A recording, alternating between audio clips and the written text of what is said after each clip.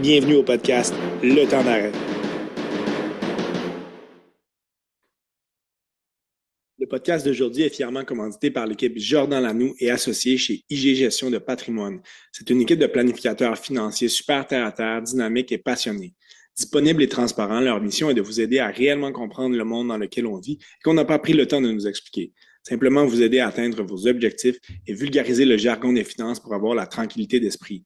Que vous ayez des questions sur la fiscalité, l'optimisation de vos revenus, les placements, les assurances pour votre famille ou votre entreprise, les études de vos enfants, l'achat d'une première ou seconde propriété, s'assureront de vous guider vers les priorités d'une période à l'autre. Nous sommes ravis de collaborer avec cette équipe qui partage notre vision d'un avenir financier sécurisé et prospère et qui nous permet de partager notre passion pour le sport. N'hésitez pas à les contacter pour prendre un temps d'arrêt et discuter de votre futur financier. Bonjour à tous, bienvenue à l'épisode 96 du Temps d'arrêt. Je reçois un de nos chroniqueurs football, Michael et mon Charland, ça va bien? Ben oui, ça va bien toi? Ben, super bien, après avoir eu la chance d'être avec Thierry la semaine passée, ben là on passe à notre deuxième chroniqueur. On va mettre la table sur cette finale, demi-finale de la NFL, finale d'association. Donc, Yes. on continue ce gros bloc football du temps d'arrêt au mois de janvier qui va nous mener évidemment dans 2 semaines ou la semaine qui va précéder le Super Bowl. Beaucoup de bon football à venir d'ici là. Et autant qu'avec Thierry, on s'est dit que les matchs de premier tour nous ont un peu laissé sur notre appétit. On avait de grosses attentes pour les matchs du week-end passé et on n'était franchement pas déçus.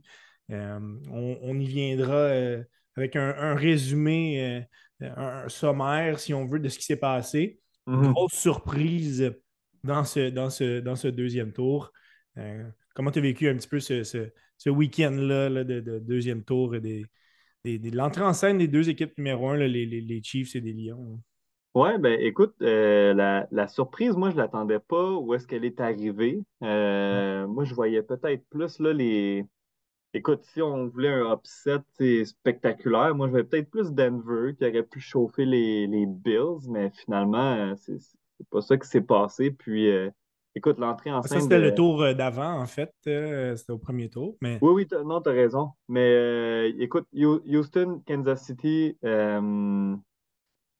J'ai pas été surpris, tu sais, oui, OK, les Chiefs ont passé, mais il y a une petite controverse au niveau de l'arbitrage. Au ouais. pire, on en reparlera, mais ça a sorti dans les entrevues aussi des joueurs des Texans. Washington-Détroit, un feu d'artifice absolument incroyable, enlevant du début à la fin, littéralement. Puis, écoute, Philadelphie, LA Rams, Aussi enlevant jusqu'à la fin, Ravens, Bills enlevant jusqu'à la enlevant fin. quelques déceptions, mais ça a été enlevant effectivement. Puis Bills Ravens, écoute, moi je voyais ça comme le Super Bowl avant le Super Bowl. Les deux MVP Ouais. contenders qui s'affrontaient. Vraiment, on était gâtés, là. Allons-y d'un résumé rapide de ces 4 affrontements qui nous mèneront justement aux 4 dernières équipes qui restent dans la NFL. Alors, les Texans contre les Chiefs, là, la défensive de Kansas City a été plus que dominante, réalisant 8 sacs sur CJ Stroud, le limitant grandement dans son impact. Pat Mahomes n'a pas semblé pouvoir trouver du momentum dans cette partie, alors qu'il a terminé à 177 verges par la passe, mais uniquement 117 de ces 177-là à Travis Kelce. Mhm. Aussi un touché à sa fiche. Victoire de 23-14 des Chiefs. Commanders contre Lyon, malgré l'excellente performance de Jahmyr Gibbs, Jared Goff et le reste de l'attaque ont commis 4 virements qui auront été fort coûteux, alors que Goff a terminé avec un pauvre passing rate de 59,7. De l'autre côté, Jaden Daniels est resté calme, efficace et explosif. Le corps arrière de Washington a profité des faiblesses de la défensive des Lions. Énorme surprise alors que les premiers au classement sont éliminés. Victoire des Commanders 45-31. Rams contre Eagles. Le jeune front défensif des Rams a été encore une fois dominant, réussissant 7 sacs. Malgré des bons moments pour Puka Nacua et Karen Williams, l'attaque des Rams a manqué quelques jeux clés. Du côté des Eagles, avec un jeu par la passe quasi inexistant, c'est Saquon Barkley et ses 205 verges au sol qui auraient fait la différence, avec la défensive qui ont mené Philadelphie vers une victoire de 28-22. Finalement, les Ravens contre les Bills, le duel fort tant attendu n'aura pas déçu. Malgré une performance plus qu'explosive de l'attaque des Ravens, on a commis des ratés lors de moments clés. Ça aura fait la différence. Josh Allen et son attaque n'en ont fait que suffisamment prendre du momentum. Et malgré qu'ils n'aient pas été explosifs, ils ont été efficaces. Victoire des Bills 27-25. Il nous reste donc un affrontement, un dimanche dans lequel nous aurons droit à deux matchs. D'un côté, je pense que Bills contre Chiefs, on aurait pu anticiper ça. Mais de l'autre, Commanders, Eagles, on va se dire, c'est quand même surprenant. Les Eagles, on les attendait, les Commanders, pas mal moins. Là. Oui, absolument. Puis, tu sais, c'est une belle histoire. Puis les Commanders, écoute, moi, Jayden Daniels, honnêtement, on a appris à le connaître un petit peu cette saison, évidemment. Là, puis, tu sais, on regardait ces matchs, les faits saillants, puis c'était vraiment spectaculaire, les fins de match serrés que les Commanders ont connus. Fait que, tu sais, ça me dit, OK, ce gars-là, il a du sang-froid quand même. Là. Il est capable d'aller chercher des grosses victoires dans des moments très, très, très intenses. Puis, écoute, tu le regardais sur le banc la dernière game, puis il était assis, puis des fois, on dirait, il se demandait qu'est-ce qu'il faisait là sur le terrain. Tu sais, je suis qui, moi? Tu sais, on dirait qu'il. Ça aurait pu être une partie qui disputait, une partie de saison régulière qui disputait à son high school. Ça aurait été pratiquement pareil. Là. Absolument. Fait que, tu sais, moi, je trouve ça très, très, très impressionnant. Puis, tu sais, il a mis l'équipe sur ses épaules, là. Hey, faire ce nombre de points-là contre les Lions, qui étaient les numéros 1, sont arrivés à Détroit, un environnement très, très hostile. Puis, écoute, il était vraiment pas impressionné, là. Et la NFL a le don de mettre ces bons affrontements au bon moment. On a terminé le week-end passé avec un Bills-Ravens. Ça a été enlevant jusqu'à la toute fin. Mhm. Là, encore une fois, on disait qu'on a peut-être un affrontement un petit peu moins sexy sur papier entre Commanders et Eagles. On va rentrer dans les détails, mais c'est quand même deux bonnes équipes. Mais on place notre gros affrontement dimanche soir.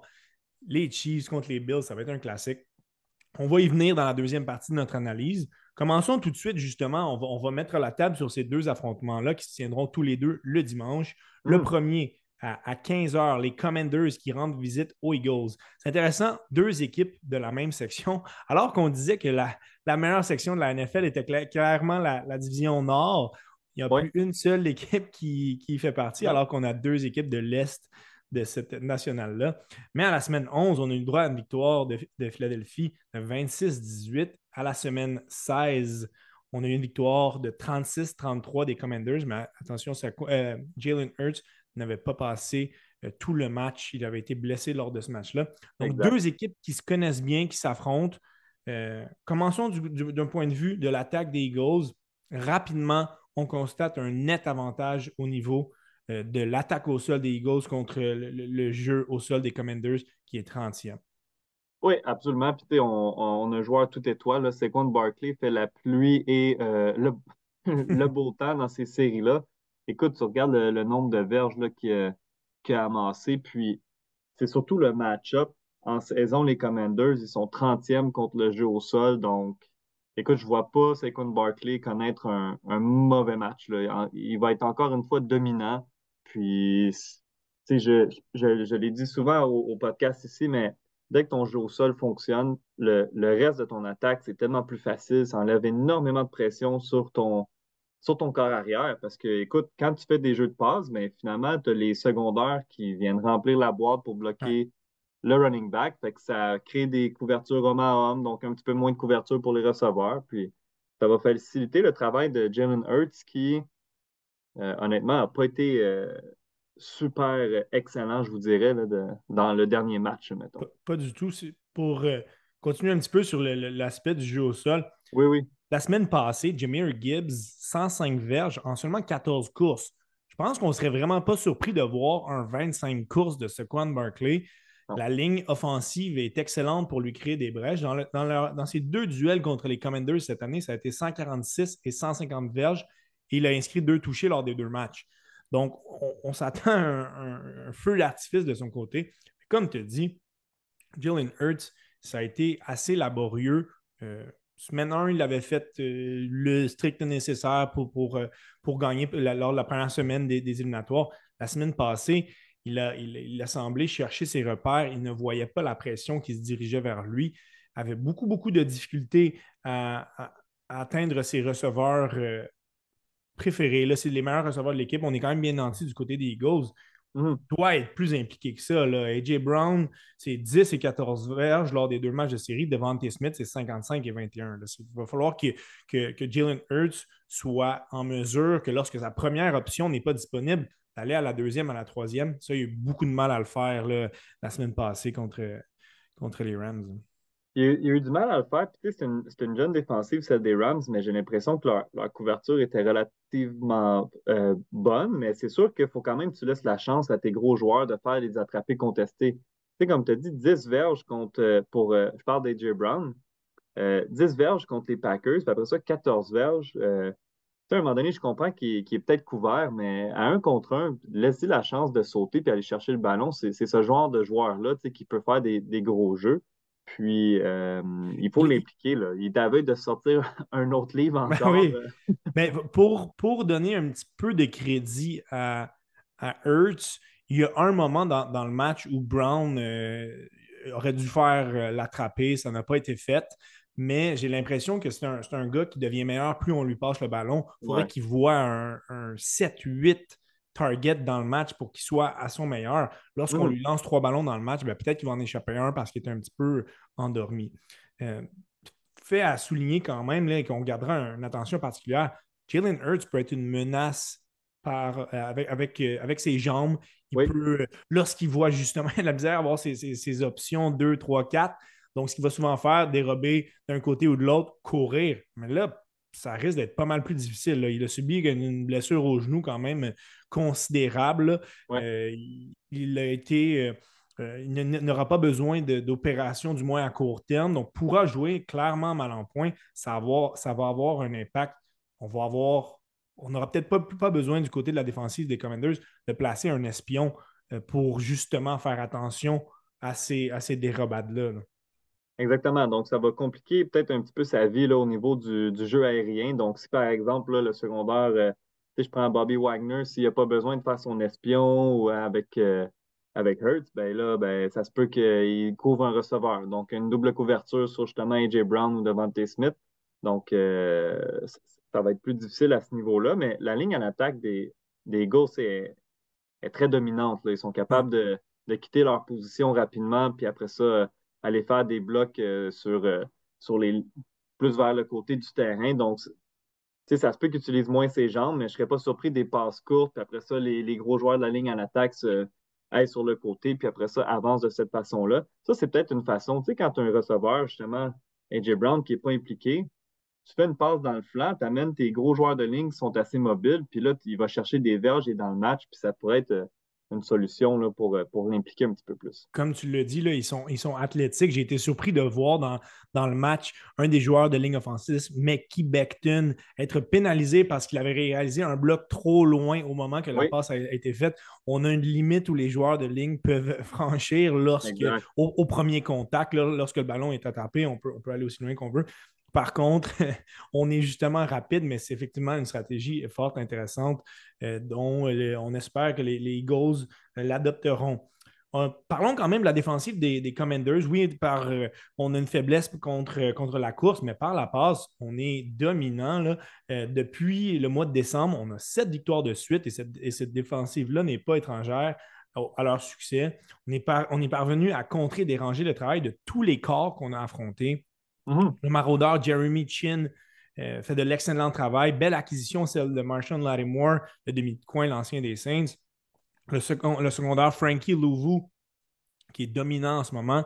Donc, Oui, on a des joueurs au sein de ces secondaires-là et de cette tertiaire qui font en sorte que ce ne sera pas facile, justement, pour Jalen Hurts d'aller chercher un rythme par la passe. Là. non, exactement. Puis, tu sais, on parlait la semaine passée de Jared Goff là, qui a connu une sortie difficile, mais Ouais. euh, écoute, donnons crédit peut-être à Washington aussi, là, Ouais. qui ont peut-être fait la vie dure. Là, tu sais, on lance le pot à Jared, mais il y a une défense de l'autre côté aussi qui ont fait les jeux quand même, qui ont réussi ces interceptions-là. Puis, t'es as nommé là, Louvu, Fowler, écoute, c'est quand même beaucoup de sacs. Puis Jalen Hurts a eu beaucoup de difficultés à voir les sacs arriver. Je trouvais Ouais. le dernier match, pour une raison XY, là, tu sais, il s'est fait saquer, je sais pas combien de fois le dernier Ouais, match, là, le mais toucher de sûreté, c'est inacceptable qu'il se fasse saquer à ce moment-là. Là, on l'a vu venir à des milles. ben oui, exactement. Fait que, tu sais, je comprends que nous, on le regarde à la télé, mais en même temps, lui, il est supposé être un des bons, puis il a pas vu venir ça. Il s'est fait saquer 7 fois. Donc, tu sais, il va falloir qu'il se débarrasse du ballon parce que, d'après moi, Washington, ils ont vu un filon en quelque part, là. Tu sais, ils Ouais. vont regarder les bandes vidéo du dernier match, puis s'il s'est fait saquer 7 fois, ben, ils vont essayer de faire la même formule, puis de rendre ça assez serré, là. L'attaque des Commanders et surtout Jaden Daniels était très impressionnant depuis le parcours éliminatoire. Il est autant de menace sur la voie aérienne que par le jeu au sol. On a un passing rate de 122,9 et de 110,2 lors de ces deux rencontres-là. On a une chimie évidente avec Terry McLaurin, le meilleur receveur de l'équipe. Puis le Ouais. 24 novembre, là, Terry McLaurin, c'est 9 touchés captés. Donc, c'est une menace.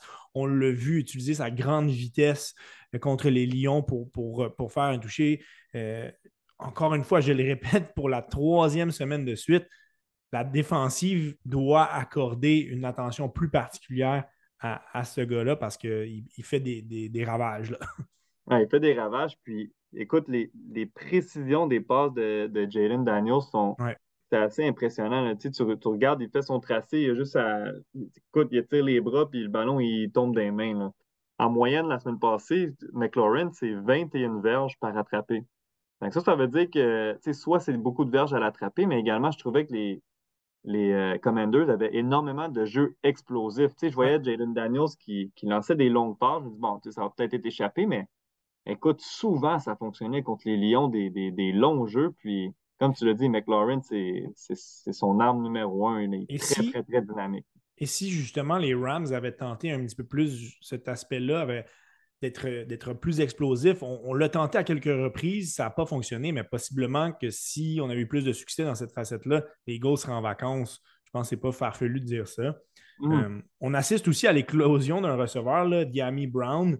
Il Oui, avait capté seulement 308 verges cette saison. N'a pas été un facteur du tout lors de l'année, mais dans les deux derniers matchs, c'est 89, 98 verges. On a là deux candidats à des très longs jeux. Donc, d'autres options aussi intéressantes. Là, le porteur Austin Eckler qui est capable de souvent dérober là, suite à un bloc, aller offrir une option pour son corps arrière, une courte passe et des verges après l'attraper. Zach Ertz qui n'est plus l'allié rapproché d'antan, mais dans des courts gains, c'est une valeur très, très sûre. Donc, on a quand même beaucoup, autant qu'on disait que ça risque d'être difficile euh, pour Daniels d'aller juste de l'avant avec McLaurin. Certains joueurs sortent du lot et ça prenait ça pour des Commanders. oui, il step up au bon moment. Puis, tu sais, sur Zachert, dernier match, en termes de verges, c'est pas incroyable, là. On parle de 28 verges, mais c'est dans les moments importants qu'il a fait ses catchs, c'est un gros toucher, un gros toucher également.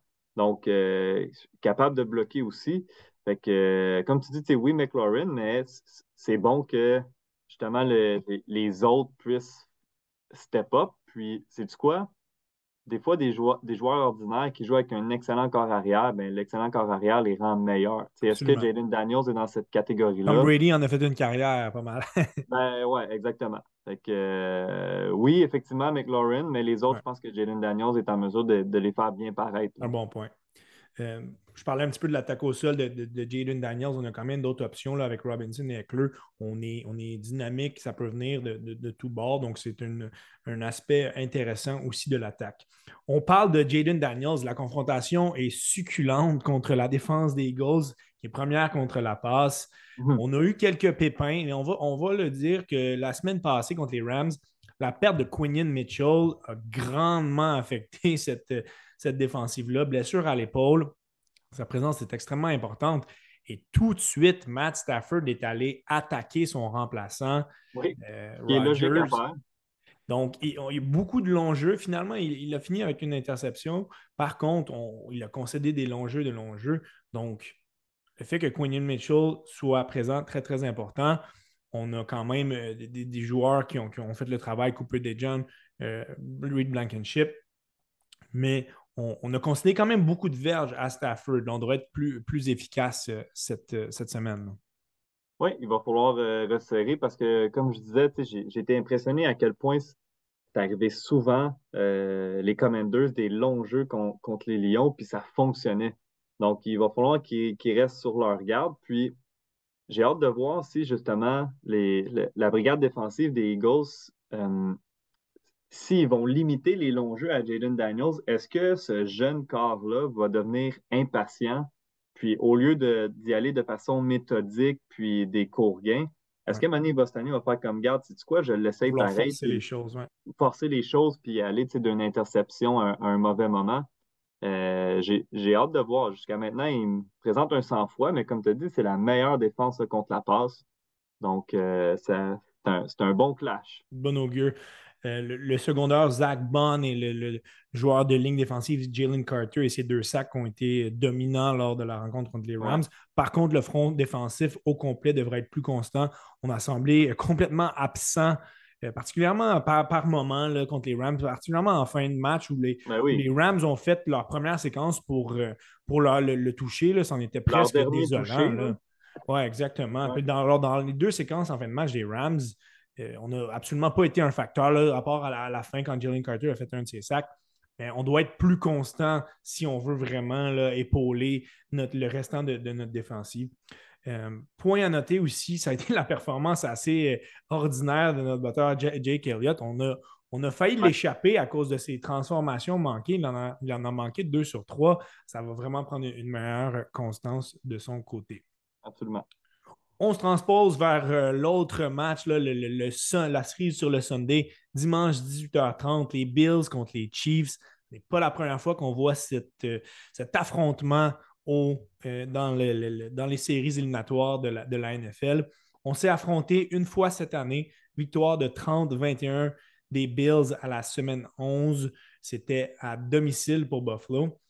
Les Chiefs sont invaincus à domicile et malheureusement pour les Bills, ce n'est pas la même équipe à la maison qu'à l'étranger. On est 5-4 à l'étranger cette année. Donc, ça a été pas mal plus difficile pour eux de prendre les devants à l'étranger.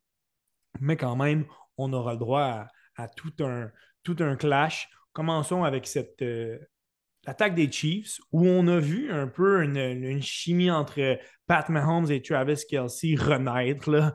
Ben oui, Je pense que je pense que tu en parlais lors de notre premier podcast au début de ces éliminatoires-là, qu'on s'attendait à ce que Kelce émerge après une saison plus difficile. Ça a été le cas encore une fois. Là.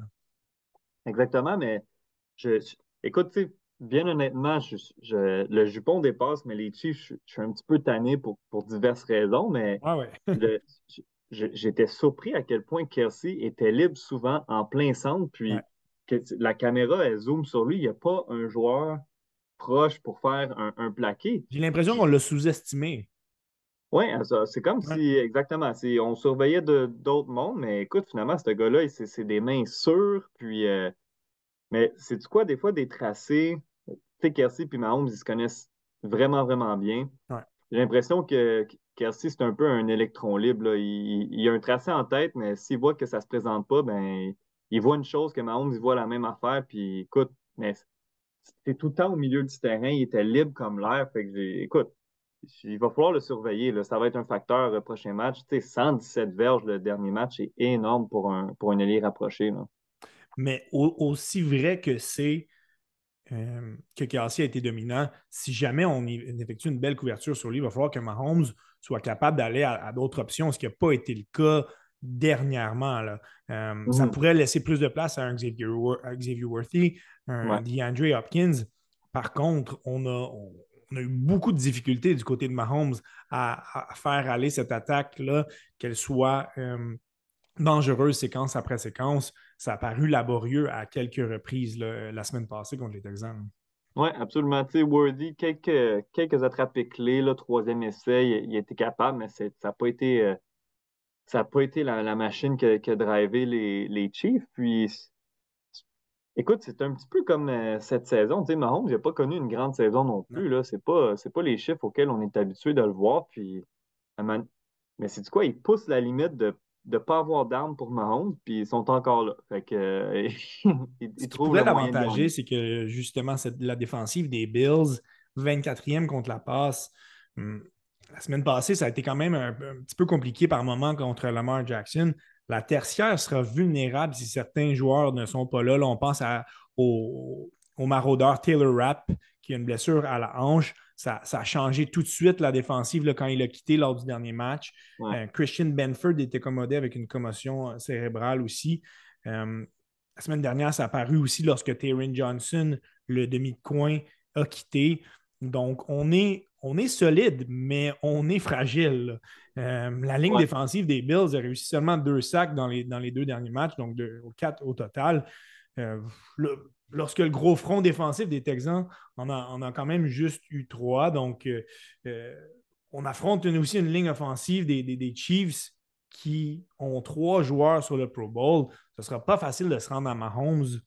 Alors que justement, là, je parlais du front défensif des Texans. Là, on est de loin devant les Bills en termes de pression sur le corps et on en a juste eu 3.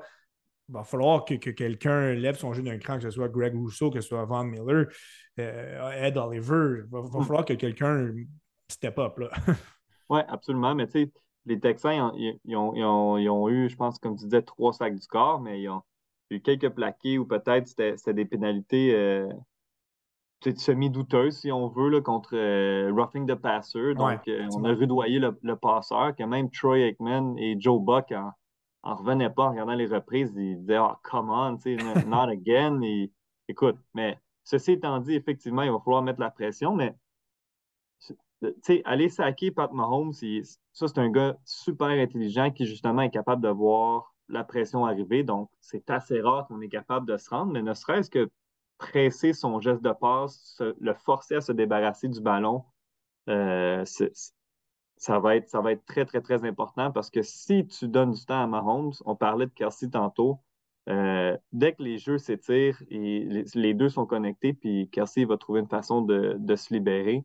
Ouais. Donc, ça va être de se rendre, il va falloir qu'il se débarrasse du ballon parce que soit il est capable de trouver un receveur si les jeux s'étirent ou sinon, il y a une rapidité surprenante des fois, Mahomes, quand il se met à courir. Il est capable de trouver les lignes pour faire une petite faufilade du corps ou Ouais, un absolument. jeu improvisé, là. Si on compare cette édition des Chiefs avec les 2 précédentes, les ont menés vers une victoire des Super Bowl, on avait un jeu au sol dynamique en santé. Ce n'est pas du tout le cas cette année. On a un Kareem Hunt qui n'a pas dépassé les 60 verges au sol depuis la semaine 13. Isaiah Pacheco, depuis son retour de blessure vers la fin novembre, n'a pas dépassé 55 verges au sol dans un match. La plus grosse menace pourrait être Pat Mahomes, mais Mhm.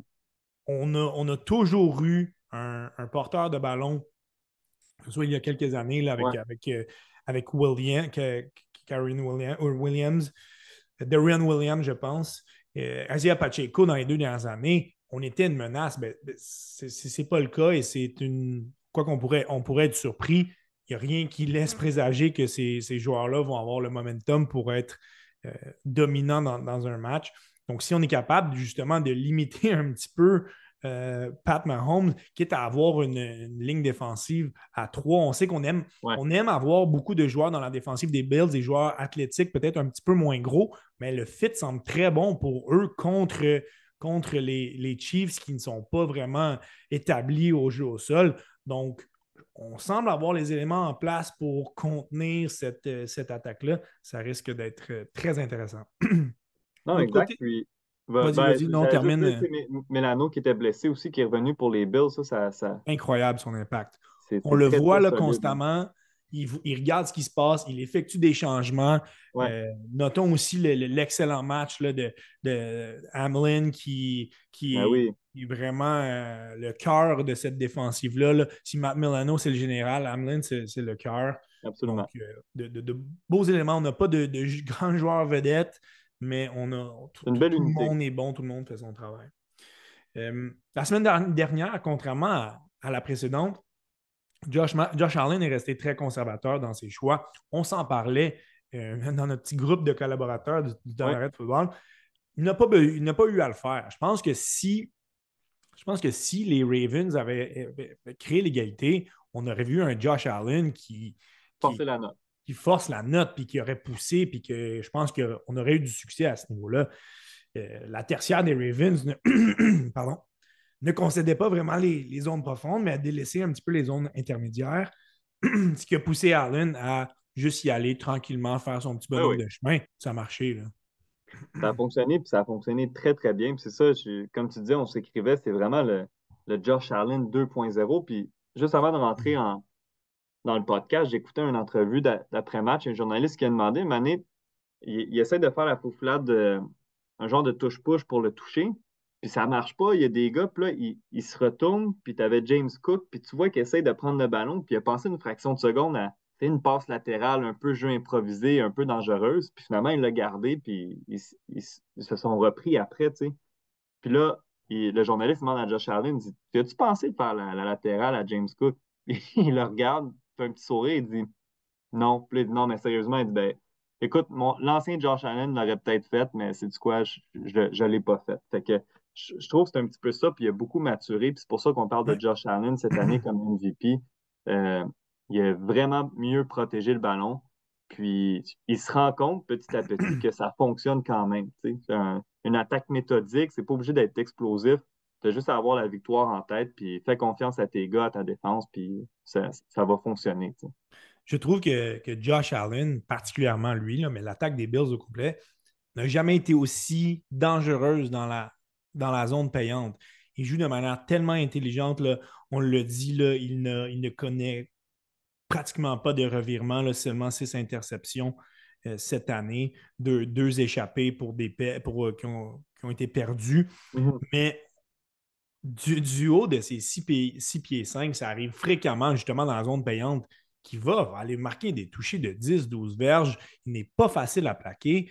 Donc, on a cette triple option là, avec une course de sa part. On peut utiliser nos porteurs de ballon. Il est excellent aussi pour cibler des ouvertures qui peuvent mener de ses receveurs, qui peuvent mener à des touchés. Donc, si les Chiefs concèdent beaucoup de verges aux Bills. Si Josh Allen termine avec un 350 verges par la passe, ça veut dire qu'il va souvent s'être avancé sur le terrain. Donc, il a visité la zone payante. Je ne serais pas surpris que les Bills mettent beaucoup de points au tableau, même si la défensive des Chiefs est très, très forte. Euh, donc, Mhm. justement, la grande force de Josh Allen, tu l'as dit, il a maturé, mais il se rend compte que ben, si le meilleur jeu, c'est de foncer, ben, il va foncer, puis il protège le ballon, puis ça fonctionne. Là. Non, exact. Puis, tu sais, je regardais, tu sais, les jeux, les Chiefs sont 18e contre la passe. Donc, je pense que c'est là qu'il va falloir que les Bills, tu sais, Josh Allen installe un petit peu plus son jeu aérien que le dernier match, Ouais. même s'il n'y en a pas eu besoin. Il va falloir que ça fonctionne parce que contre le sol, là, les Chiefs sont quand même 8e. Donc, sont un petit peu plus performants. Là. On a très peu utilisé avec régularité nos nombreuses cibles qu'on a du côté des Bills jusqu'à présent en éliminatoire. Khalil Shakir a été le plus ciblé, là. Mais pour avoir Mhm. une chance de gagner, je pense que Josh Allen doit atteindre un passing rate d'environ 102, donc doit réussir un petit peu plus ses Ouais, passes. S'il faut impliquer, on a gardé un petit peu nos receveurs les plus explosifs, là, Kian Coleman et Amari Cooper. On dirait qu'on les a gardés un petit peu en laisse. Ben, ouais. peut-être que là, on va les laisser aller. On semble toutefois avoir un petit manque de confiance du côté ou de chimie entre Allen et Cooper. On affronte une tertiaire qui est vulnérable, si je peux me permettre. Là. Mis à part Trent McDuffie, qui était excellent la semaine passée. L'unité de secondaire aussi a été très bonne. Mais à Mhm. part McDuffie et Justin Reed, c'est faible un petit peu au niveau de la tertiaire. Ça pourrait être un avantage du côté d'Allen. Ouais, absolument. Puis comme j'ai dit, c'est là que je pense qu'Allen, il faut qu'il en profite. Comme tu disais, des Amari Cooper, je pense que c'est peut-être un manque de confiance. On dirait qu'Allen, il est comme frileux à le viser, mais tu sais, il pourrait se réveiller là, contre cette défensive-là que, ils ont plus de difficultés contre le jeu aérien. Tu as nommé les deux joueurs, mais après ça, tu sais, c'est Brian Cook, après ça, c'est Jalen Watson, Chamari Connor, donc c'est peut-être pas les gros joueurs étoiles là, qui vont être en mesure de faire des couvertures Non. homme à homme si on fait des blitz, parce qu'on sait que le coach des Chiefs là, va blitzer à souhait probablement, donc couverture homme à homme. Mais Josh Allen est assez intelligent, puis s'il connaît bien, évidemment qu'il connaît bien le tracé de ses receveurs, mais capable de décocher rapidement, là. Donc, il va voir les blitz arriver, puis je ne serais pas surpris qu'il soit capable de s'en sortir, là. Un élément du côté de la défensive des Chiefs qui a très bien fonctionné la semaine passée, c'est la pression sur le corps adverse. On a réussi 8 sacs contre les Texans, là, dont 3 de George Karlaftis. Karlaftis, ouais. On affronte toutefois une bien meilleure ligne offensive, là, celle des Texans. C'est pas fameux. On a concédé seulement 3 sacs en 2 matchs du côté de la ligne offensive des Bills. Donc, on aura un match-up très intéressant de ce côté-là. Malgré que les Chiefs, tu l'as dit, là, 8e contre la course avec un Chris Jones, l'attaque au sol des Bills est très intéressante. On court beaucoup du côté de Allen. James Cook, un porteur plus athlétique et capable d'aller chercher de nombreuses verges. J'ai beaucoup aimé l'utilisation de Ray Davis aussi qui fonce en puissance. Ouais, Donc, 3 joueurs qui amènent un dynamisme très varié pour cette attaque au sol des Bills. Donc, on aura une belle confrontation là. ouais, vraiment. Puis, tu sais, tu disais tantôt, le gabarit de Josh Allen, c'est 6 pieds 5, 237 livres. Ça a beau être le corps arrière, mais il est vraiment pas frileux. Puis, il trash talk tellement sur le terrain. C'est un gars qui joue avec hang, avec attitude. Fait que, lui aussi, là, il va en puissance, puis il n'est pas gêné d'y aller. Puis, écoute, il faut qu'il en profite absolument. Puis, James Cook, c'est pas le, le demi-offensif tout étoile, mais il fait quand même très, très bien son travail. Puis, tu sais, je regarde si dernier match, là, 67 verges. Tu sais, c'est sûr, c'est pas fameux, mais après ça, si Allen y complète, ça devient quand même un jeu au sol qui peut être dangereux. 120 verges la semaine d'avant contre Denver. Ouais. Donc, il est capable quand même de connaître d'excellents matchs, d'aller chercher du gros yardage. Puis, ben, c'est ça. S'il installe le jeu au sol, ça va être très payant pour la suite. Puis les défensives se fatiguent. Souvent, on voit, tu sais, je regardais les statistiques de Derrick Henry, première demi versus deuxième demi. C'est le jour et la nuit. Donc, il faut quand même rester fidèle, même si ça ne Ouais. fonctionne pas tout le temps. Pas toujours trop être prévisible. Puis, on y va avec Allen, on y va avec James Cook. Comme tu as dit, Davis, le marteau en puissance. Puis, il va falloir avancer avec ça, là. La clé pour les Bills sera surtout d'être aussi dominant à l'étranger qu'on a pu l'être à la maison. Donc, on n'est pas à Buffalo. On parlait tout à l'heure de full hostile. Ben, avec les Chiefs, c'est exactement ça. Au moins, on ne sera pas en terrain inconnu en ce qui a Ouais. trait à la température et le froid. Là, on est habitué du côté des Bills. J'aime toutefois leur mentalité, là. Dans les derniers jours, certains joueurs ont dit de manière petit peu timide, là, l'anonymat. On est resté anonyme dans nos commentaires que les joueurs des Ravens ben, ils vont pouvoir aller librement au Pro Bowl. Les nombreux joueurs invités au Pro Bowl vont pouvoir s'y rendre puisqu'ils Ah ouais, sont, hein. ils ont été éliminés. Donc, l'essence qui ressort de tout ça, c'est que, mis à part Josh Allen, on n'a pas de grands joueurs vedettes. Par contre, on a un bunch de joueurs qui ont faim, qui veulent vaincre et surtout qui veulent se rendre au Super Bowl. Donc, j'aime l'état d'esprit. Comme j'ai dit, reste à voir si on pourra transposer ça à l'étranger. Ouais, absolument. C'est ce qui fait le tour justement de ces deux affrontements auxquels on aura droit le dimanche. Je vais te demander de te mouiller, là. J'ai fait ça Oh, avec Thierry la semaine passée aussi. ben oui. Euh, Évidemment, je pense que très peu de gens devaient avoir prédit une victoire des Commanders, mais ça a mené quand même à une perspective intéressante. Le Thierry est allé du côté des Ravens, je suis allé du côté des Bills. Donc, ça a mené quand même à quelque chose d'intéressant. On s'en parlait de l'autre côté. Mais là, on se demande vraiment si les Bills ont Écoute, finalement ce qu'il faut pour déloger les Chiefs. Commençons du côté des Eagles Commanders. Est-ce que la solide défensive des Eagles va avoir les dessus sur la recrue par excellence, Jalen Daniels? Qu'est-ce que tu en penses? ben moi, je pense que Jaden Daniels va quand même garder son sang-froid, mais les Eagles sont vraiment trop talentueux, je trouve, cette année. Euh, écoute, je vais y aller avec une victoire même pas serrée des Eagles, moi, je te OK. dirais. Ouais, je pense que ça va être ouais, je pense que les Eagles vont leur passer sur le corps. Ça a été un match très émotif pour les Commanders la semaine dernière. Absolument. Puis, honnêtement, je trouve que Philadelphie, ils sont trop talentueux pour avoir de la difficulté contre cette équipe-là. Là. Notons quand même que l'entraîneur Dan Quinn a eu beaucoup plus de succès que son autre collègue Dan avec ses quatrièmes essais en éliminatoire. Oui. Reste à voir si ça pourra continuer. De mon côté, je me range du même côté de toi. Par contre, je vais amener un bémol. Mhm. Autant que je trouve dominante la défensive des Eagles, si Jalen Hurts présente les mêmes attributs et Ouais. le même aplomb que la semaine passée, surtout qu'il ne court pas. Et s'il en venait à ce qu'ils doivent quitter le match, je ne pense pas que les Eagles pourraient traverser les Commanders avec un Kenny Pickett.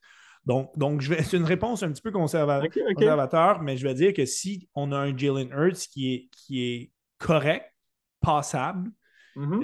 on devrait être limite. Si on a un Jalen Hurts qui est en grande forme, ben, je pense que je me range de ton côté qu'on devrait avoir un match un peu moins serré. Ce qui nous mène de l'autre côté, ça, je pense que dans tous les cas, euh, ne quittez pas votre téléviseur Non. trop tôt dimanche soir. N'allez pas vous coucher. N'allez pas donner le bain aux enfants. Il ne faut pas quitter du tout la télé parce que ça risque d'être bon Vous, vous jusqu'à la laissez toute ça à fin. Là. madame.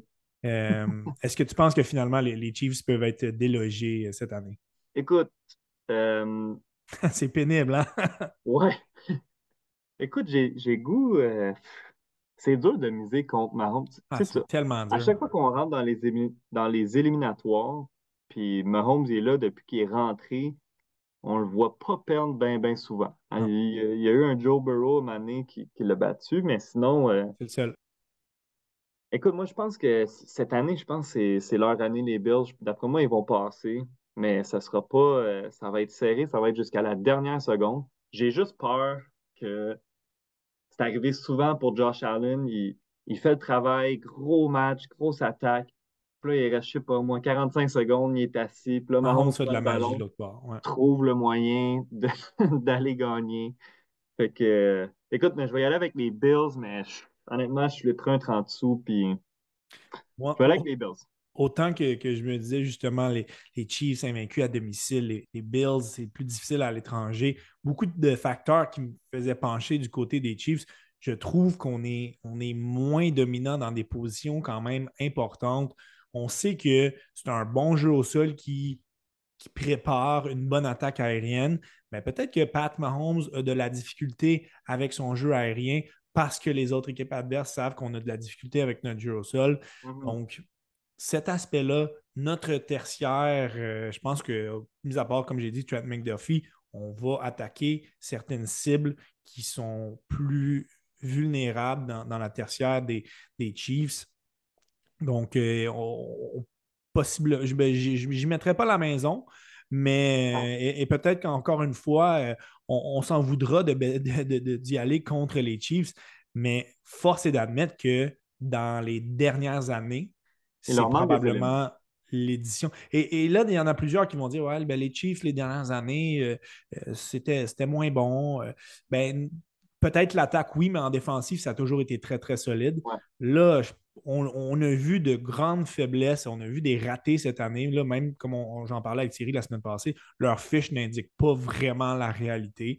Non. Donc, on est un petit peu moins solide à ce niveau-là du côté des Chiefs dans quelques aspects importants. Donc, j'y vais aussi d'une victoire des Bills. Donc, un Super Bowl Oh, let's go. Bills-Eagles, je pense qu'on serait quand même très content, satisfait. Ouais. Notre ami Thierry risque d'être très stressé jusqu'à Oui. la toute fin. Alors, je te remercie beaucoup, Michael, pour cette participation au temps d'arrêt. Là, comme j'ai dit, on a donné congé à Thierry cette semaine Ben oui, c'est bien correct. et on va remettre ça les trois ensemble dans notre gros épisode du Super Bowl. Là, encore une fois, on risque d'être Ouais. là pour une analyse mur à mur, là, une bonne heure certainement de couverture. On laisse rien en jeu. On prend en considération tous les détails. C'est ce qui fait la beauté du Super Bowl. Toutes les notions, chaque virgule est Ben importante. oui. Donc, on va aller jusqu'au bout, cette grosse couverture qu'on a décidé de faire au temps d'arrêt cette année. Donc, on espère que vous avez apprécié cet épisode et que ça vous aide un petit peu à vous préparer pour ce match, pour les 2 matchs de dimanche. Alors, encore une fois, Michael, je te remercie beaucoup. Puis, on remet ça là, dans 2 semaines, dans la semaine qui va précéder le Super Bowl. Yes, ce fut un réel plaisir. On se Alors, souhaite des bons matchs. merci à tous d'avoir été présents. On se donne rendez-vous pour le prochain épisode. Et puis, bon football et à un prochain épisode du Temps d'arrêt.